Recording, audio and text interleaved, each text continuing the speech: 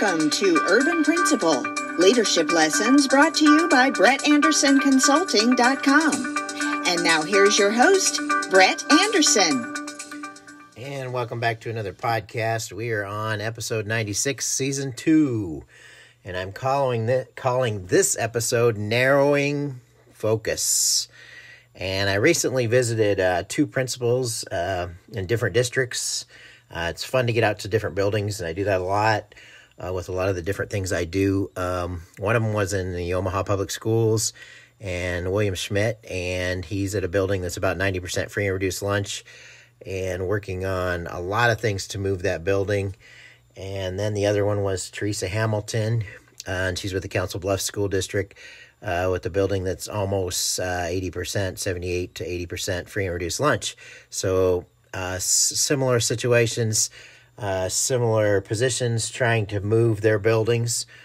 And I would consider them both high-performing principals with the things that they're putting in place and the things that they're doing. They're both working hard on moving achievement and creating the culture to do so. And some of the things that I've noticed, it was really interesting. Mr. Schmidt was focusing on core elements, using a lot of Schmoker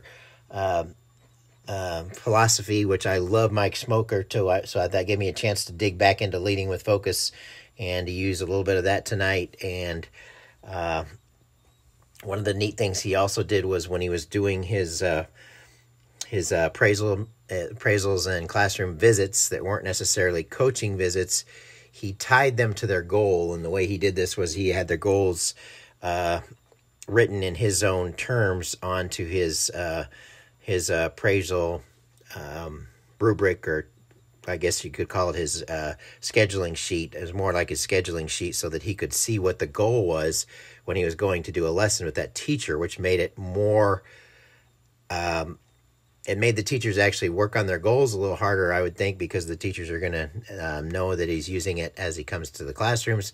And it also helps it become more of a teaching or a coaching tool within the classrooms, and good for dialogue, which isn't always the case with appraisals. So coaching visits, I've always said, were more effective at actually creating that dialogue on instruction and moving your teachers forward. And he's doing that a little bit through his connecting that goal.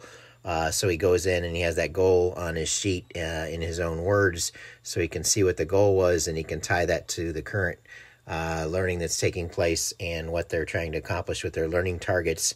And he simplifies the curriculum. I mean, that was a commonality between the two. We're working on the same kind of core concepts. And another thing that Ms. Hamilton did was she's trying to narrow the focus through concentrating on those big rocks and narrowing down what the staff are trying to do in terms of initiatives and what's really getting to the high yield strategies and getting to the pieces that really matter working in her building. Both doing very simple kind of forward approaches to what they're trying to do. They still have PBIS going, and Ms. Hamilton is using a lot of SEL, social emotional learning, with kids that are coming with a pretty traumatic background. Mr. Schmidt was using some of the similar things. And I'm going to jump to Leading with Focus, Elevating the Essentials for School and District Improvement by Mike Schmoker. And if you haven't picked up any of Schmoker books, I suggest that you own them. If you're a principal, you should own them, because they are very good books, and they became a great resource for me in starting a school from scratch that I used as my framework for lesson planning and getting that gradual release in and learning targets, and a lot of the things that I did as a school that helped to make us successful were pieces and parts of these his books, and they're really good. And one of the things he says in this, I'm going to jump to a chapter that was on leadership, a simple formula for effective leadership, and he talks about there are 5 steps to our formula for effective leadership: research, reduction, clarification, repeated practice, and monitoring. And reduction, I'm going to look at right now, since we've been talking about narrowing the focus And that seemed to be an area that both of these principals were really working on, is narrowing the focus and concentrating on what's going to help their students move forward. And he says, reduce until it hurts. And it says, as John Medea points out, the first principle of simplicity is reduce. Once we have done the research, we must select from among various initiatives on the basis of what is most effective for us right now. I'm reminded of how Steve Jobs would ask his best employees to develop a list of their 100 favorite ideas, then discuss them until they had decided on the best 10. Of those 10, Jobs would choose only 3 for the company to actually work on that year. That was from Isaacson in 2012. According to Stephen Covey, the most important single leadership principle is first things first. Leaders must focus on their highest priorities before they attend to anything else. Time devoted to second or third things is time subtracted from first things, which are always starved for time to begin with. So again, choosing those priorities and putting, as Miss Hamilton was talking about, her big rocks first for the building. Take the case of curriculum. There is considerable agreement that no method of teaching, however effective, can make up for the absence of a curriculum, a clear guide to what teachers should teach, and the approximate order in which they should teach it for every course. And that was taken from Darling Hammond in 2010. No new pedagogy or technology can succeed where the default curriculum consists largely, as too many do, Schmoker says, of short answer worksheets and aimless group activities. In almost every school, there is an urgent need for coherent curriculum. It is quintessential the first thing. And that comes back, it reminds me of an article that Schmoker did a while back called the Crayola curriculum, and that's exactly what he talked about. Was I think that was also in one of his first results books, where he talks about just filling the time with coloring sheets and things that are not effective practices, or not helping students to learn. So when he said there's an urgent need for a coherent curriculum, it is the first thing to look at. That's perfect. It is foolish to pursue any improvement initiative until work is underway and deadlines are set for completing it.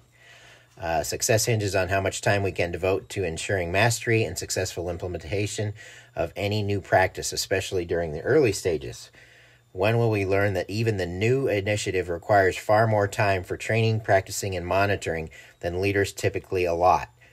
And the interesting thing about my visits is both of them were doing coaching visits and classroom visits, and they were looking at the curriculum and the fidelity of what is being taught. And Miss Hamilton's building, she did, while we were visiting, ended up doing, I think, 3 different coaching visits where she was visiting on reading and checking the fidelity of what is being done, and which has been discussed previously with teachers anyway, and not in a compliance type way, but in a way of helping them get the right curriculum out and to do what's needed for kids. So there is a difference on your approach as well if you're coaching.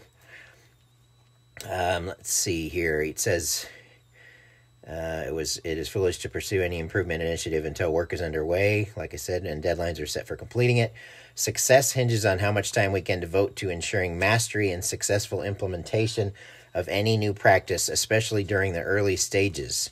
When will we learn that even one new initiative requires far more time for training, practicing, and monitoring than leaders typically allot? This is why Collins, like Medea, is emphatic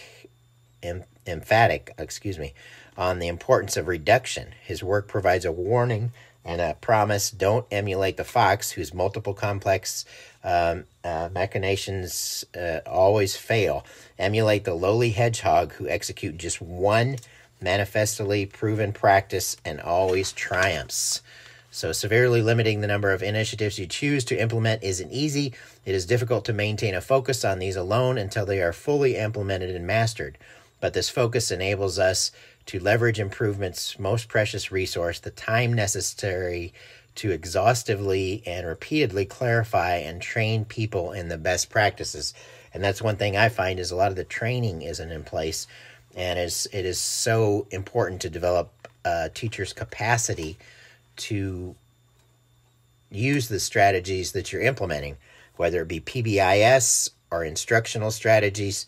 You need to practice, coach, and make sure that those are happening, and clarify what needs to happen for them to happen successfully. In So Much Reform, So Little Change 2011, Charles Payne found that our tendency to pursue new initiatives means that there simply isn't enough time for us to accurately convey essential information about any of them. As a result, misunderstandings multiply, implementation fails, and faculty experiences social demoralization, happens. If we want better schools, we must embrace economy and focus. We must also revere clarity. Indeed, we must be so clear about our highest priorities that no one could possibly misunderstand or improperly implement our most essential and effective practices. And of course, the next area is clarify, and we may have to go into that next time because this is all such good stuff. But he said to do that, a hedgehog-like focus. He talks about later on, and I know you've probably heard that before, where you're focusing on one thing and narrowing things down. And it is so important to do that and do that well. So I'm giving you some things to think about tonight. If you haven't read any of Schmoker's stuff, it is excellent. I highly recommend his stuff. I used it when coaching my staff. I used it when visiting classrooms. I used it in my Friday Focus to remind staff of priorities. And another thing I did was protect our staff. When I'd come back from principal meetings, it was pretty normal to come back with the whole stack of things that we needed to work on, or things that were given to us, quote, by the district, that were initiatives and different things, like he said, of doing too many initiatives. There were all these things, and part of my goal as a leader was to protect my staff from some of those things that kept us from doing that hedgehog-like focus and kept us from narrowing our focus. So I made sure that staff were protected and able to implement the things that we were doing as a building within our action plan that was going to make a difference for our school and a difference for our kids. Both important, all important pieces. And I'd like to end with a quote again tonight. But you cannot buy enthusiasm. You cannot buy initiative. You cannot buy loyalty. You cannot buy the devotion of hearts, minds, and souls. You have to earn these things. And that was by Clarence Francis. So, as I always say, keep promoting effective leadership through productive culture changes. And until next time, remember to stay positive.